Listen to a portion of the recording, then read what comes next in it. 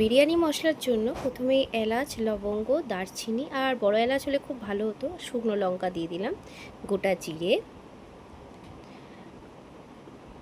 এটা তোমাদের পরিমাণ মতো তোমরা দেবে, তোমরা যতটা বিরিয়ানি করবে সেই অনুযায়ী। আর তারপর সাজিরে দিয়ে দিলাম। এরপর আমি জায়ফল দেব, সরি জায়ফল নয়, জয়িত্রী। জায়ফলটা আমি গুঁড়ো করেই রেখেছিলাম, যেহেতু আগেই আমার গুঁড়ো করা থাকে বাড়িতে, সেটা আমি পরে লাস্টে মিশিয়ে নেবো জাস্ট। এরপর গ্যাসটা জ্বালিয়ে নিলাম। এবারে কড়াতে এগুলো একটু হালকা ড্রাই রোস্ট করে নিতে হবে, তারপরে তোমরা এটা গুঁড়ো করে নিও। এতে কাবাব চিনিও অ্যাড করতে পারো। ভাজা ধনে গুঁড়োটা আমি রেখেছিলাম, সেটা দিয়ে দিলাম। মিহি করে গুঁড়ো করে নেওয়ার পরে আমি চন্দন পাউডারটা দিয়ে দিলাম।